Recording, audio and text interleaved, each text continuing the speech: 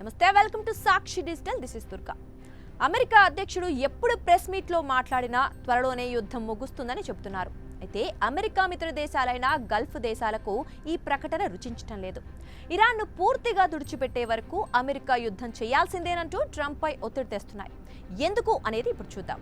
వాస్తవానికి యుద్ధం మొదలైన తొలి రోజు నుంచి కూడా యుద్ధం త్వరలోనే ముగుస్తుందని ట్రంప్ చెబుతున్నా యుద్ధం ముగియలేదు. పైపెచ్చు ఎప్పట్లో ముగిసేలా కూడా కనిపించడం లేదు. ఖమేనీ మృతితో ఇరాన్ పని అయిపోయిందని అమెరికా, ఇజ్రాయెల్ భావించాయి. ఈ రెండూనే కాదు, ప్రపంచ దేశాలన్నీ కూడా ఇక ఇరాన్ పని అయిపోయిందని అనుకున్నాయి. అయితే ఇరాన్ నుంచి వస్తున్న ప్రతిఘటన మామూలుగా లేదు.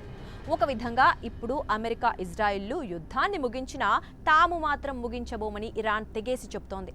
అమెరికాతో ఎటువంటి చర్చలు కూడా జరపబోమని ఖరాఖండిగా చెబుతోంది. అంతేకాదు, అమెరికా ఇజ్రాయెళ్లకు ధీటైన జవాబు చెబుతోంది. పైగా యుద్ధంలో తమ స్ట్రాటజీతో తక్కువ ఖర్చుతో అమెరికా ఇజ్రాయెళ్లను భారీగా ఖర్చు పెట్టిస్తోంది. ఫలితంగా యుద్ధంలో ఒక్కోసారి అమెరికానే వెనుకడుగు వేసినట్లు కనిపిస్తోంది.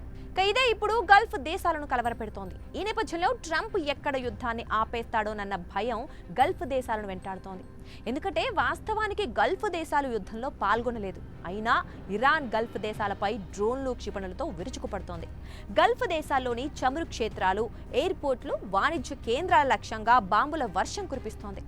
దీంతో ప్రశాంతతకు మారుపేరని పేరు తెచ్చుకున్న ఈ దేశాల్లో పరిస్థితి ఒక్కసారిగా మారిపోయింది.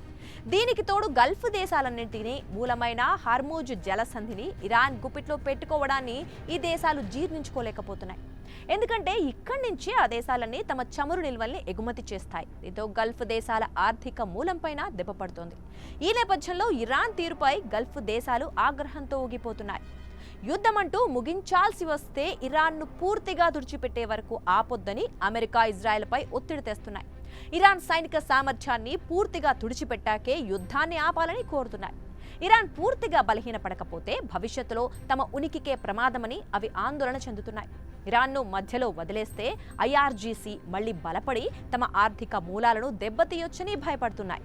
అటు చూస్తుంటే ఎంతకీ ఇరాన్ దిగిరావటం లేదు. పైగా మరింత దూకుడుతో రెచ్చిపోతోంది. ఇది అమెరికా, ఇజ్రాయెళ్లపై ఆర్థికంగా కూడా భారం పడుతోంది. దీంతో ఏదో కారణం చెప్పి మధ్యలోనే అమెరికా, ఇజ్రాయెల్లు ఎక్కడ యుద్ధాన్ని ఆపేస్తాయో అన్న భయం పట్టుకుంది.